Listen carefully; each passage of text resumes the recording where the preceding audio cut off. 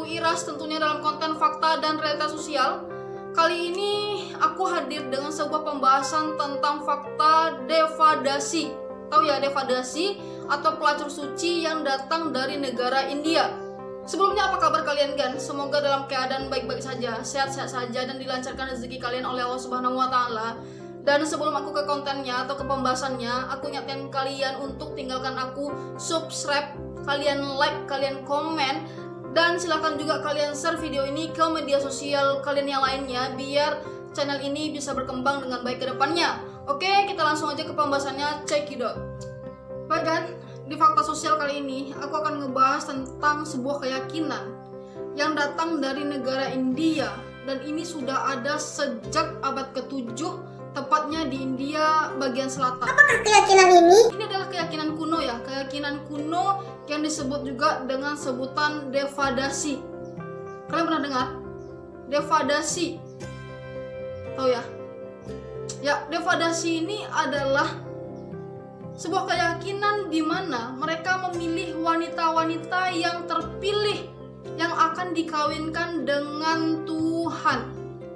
Nah, kebayang ya?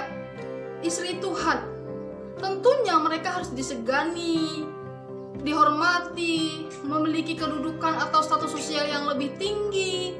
Ya, kenapa tidak coba? Istri Tuhan dipilih, terpilih, terpandang, dan ini tidak sembarangan wanita yang menjadi wanita devadasi ini. Nah, mereka juga yakin bahwa wanita devadasi ini adalah wanita spiritual atau wanita setengah dewa. Nah, ya, istri Tuhan loh gitu, istri Tuhan yang akan dijadikan istri Tuhan.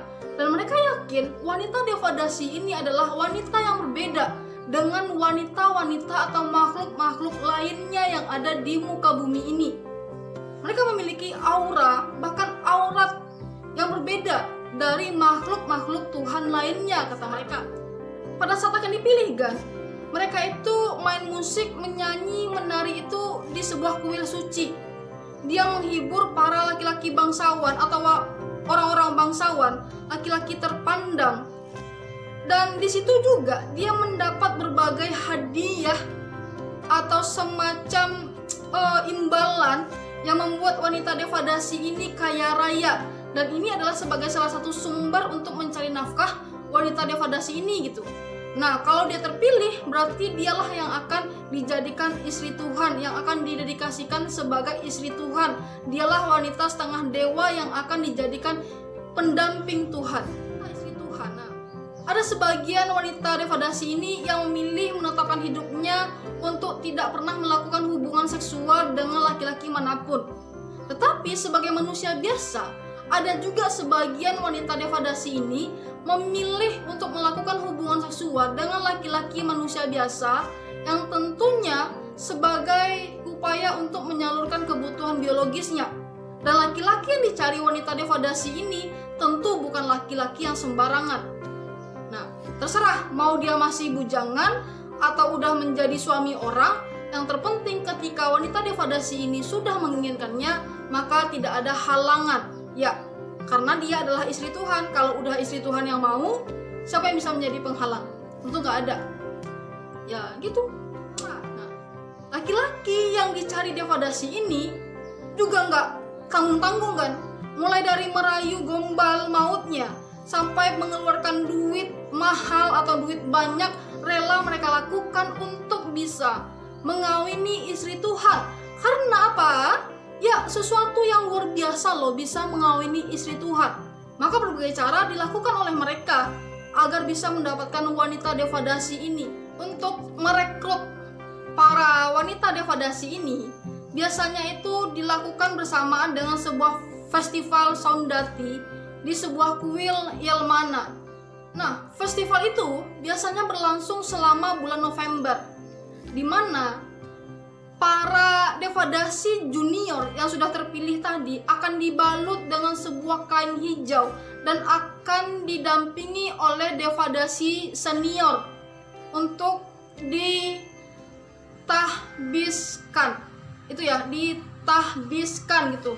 Nah, jadi untuk menjadi wanita devadasi ini juga melalui berbagai proses, salah satunya pada acara perayaan festival, di mana wanita devadasi ini juga nanti dibalut dengan kain hijau dan juga didampingi oleh devadasi senior. Nah, jadi nggak sembarangan, ya nggak sembarangan lah orang istri Tuhan pun gitu kan. Nah, jika yang terpilih pada saat direkrut itu adalah wanita yang belum akhir balik atau wanita masih anak kecil, maka dia tidak serta-merta menjadi budak seks atau pelayan atau istri Tuhan, melainkan harus menunggu dulu masa akhir baliknya. Setelah dia menstruasi nanti, menstruasi pertamanya, maka orang tua akan memberitahu bahwa anaknya sudah mulai menstruasi pertama. Dan setelah itu barulah dia mulai melayani Tuhan, karena dia adalah istri Tuhan yang terpilih. Anak kecil loh di sini, anak kecil, muda belia, umur sekitar 10 tahun, yang jelas di bawah 5 tahun, di bawah 15 tahun, itu dijadikan sebagai istri Tuhan untuk melayani Tuhan. Wah, gak kebayang ya. Tapi itu adalah sebuah tradisi atau keyakinan kuno di India. Sampai saat ini kan, kegiatan devadasi ini masih ada. Tapi bedanya, praktek devadasi ini sudah menjadi sebuah praktek devadasi modern. Tidak ubahnya sebagai pelayan seks atau budak seks. Wanita devadasi modern ini kan, itu biasanya bukan lagi dipilih, melainkan dipaksa oleh orang tuanya. Bahkan sudah mulai dipupuk oleh orang tuanya sejak mereka berusia 5 tahun untuk nantinya bisa melayani laki-laki hidung belang di luar sana. Bayangkan coba, dipaksa, disuruh oleh orang tuanya sendiri. Ya, anak belia di bawah 15 tahun sudah menjadi budak seks. Dipaksa untuk melayani laki-laki hidung belang. Nanti dibayar, sudah selesai. Dan ini kan, gak heran juga, praktik devadasi modern ini menjadi salah satu sumber untuk memenuhi kebutuhan ekonomi sebagian besar penduduk India, khususnya di bagian pedalaman gitu. Kaum devadasi modern ini adalah mereka yang berada pada posisi kasta paling rendah, di mana mereka itu sulit memenuhi kebutuhan ekonomi mereka, pendidikan rendah, sosialisasi kurang, dan bahkan kemiskinan itu sudah menjadi makanan keseharian mereka. Dan tidak menutup kemungkinan bagi mereka, keyakinan kuno tadi membuka peluang untuk mereka meneruskan sebagai mencari nafkah gitu ya. Nah, jadi anak gadis belia mereka ini dijadikan sumber untuk mencari nafkah dengan cara menjual anaknya tadi. Bahkan tidak jarang juga orang tua sendirilah yang menjadi germo untuk mencarikan pria hidung belang agar nanti anaknya bisa dijual ke pria tadi. Kenapa? Sungguh sudah sangat banyak pesaing-pesaing devadasi wanita modern ini atau wanita devadasi modern ini gitu. Jadi nggak sembarangan juga, udah rame dah wanita devadasi modern ini gitu. Jadi butuh germonya juga gitu untuk menyalurkan biar anaknya dipakai. Nah, selama anaknya ini dipakai, maka si pemilik devadasi ini, pemilik devadasi modern ini harus mampu membiayai kebutuhan ekonomi wanita devadasi ini gitu. Nah, selama wanita devadasi ini masih dipakai, jadi si laki-laki ini wajib membiayai kebutuhan keluarga wanita si devadasi ini gitu. Kalau perawan tentu lebih mahal, tapi kalau udah pernah dipakai, harganya sedikit di bawah gitu ya. Gitu persyaratannya. Lumayan juga. Pada saat si gadis kecil ini melayani tamunya, orang tuanya itu berada di luar kan, di luar gubuk. Ini gubuk untuk melayani tamunya tadi, orang tua di luar. Setelah selesai nanti dibayar, ya udah, gitu aja gitu, pergi. Nah, jadi orang tuanya lah yang bergerak langsung sebagai germo untuk anaknya sendiri. Setelah dilayani nanti dibayar, habis itu cari yang lain gitu. Satu-satunya penggerak ekonomi mereka itu adalah menjadikan anaknya wanita devadasi modern. Kalau enggak ada cara lain. Dan itu udah menjadi sesuatu yang biasa dilakukan gitu. Dilarang pun nggak bisa. Ternyata kan, wanita devadasi ini ada masa pensiunnya juga. Sekitar umur 30-an, mereka pensiun dari menjadi wanita devadasi.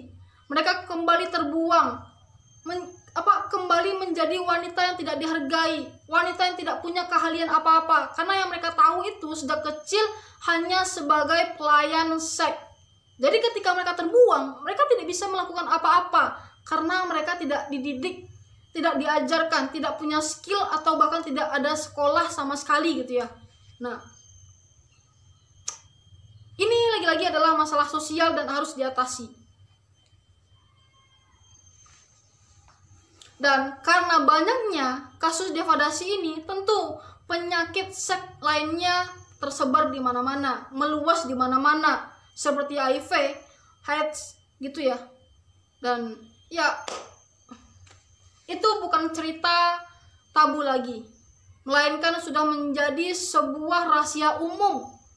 Tetapi bedanya ini berawal dari sebuah keyakinan kuno, devadasi menjadi sebuah devadasi modern hingga sekarang untuk memenuhi kebutuhan ekonomi, untuk sebagai salah satu penggerak ekonomi, untuk sebagai salah satu bentuk memenuhi nafkah atau kebutuhan hidup. Wah, itu adalah fakta sosial hari ini yang datang dari India, khususnya India bagian selatan. Gimana menurut kalian? Silahkan kalian tinggalkan komen, kalian share, kalian subscribe, kalian like. Terima kasih banyak sudah menonton video ini hingga selesai. Assalamualaikum warahmatullahi wabarakatuh. Bertemu lagi di video berikutnya. Sampai jumpa.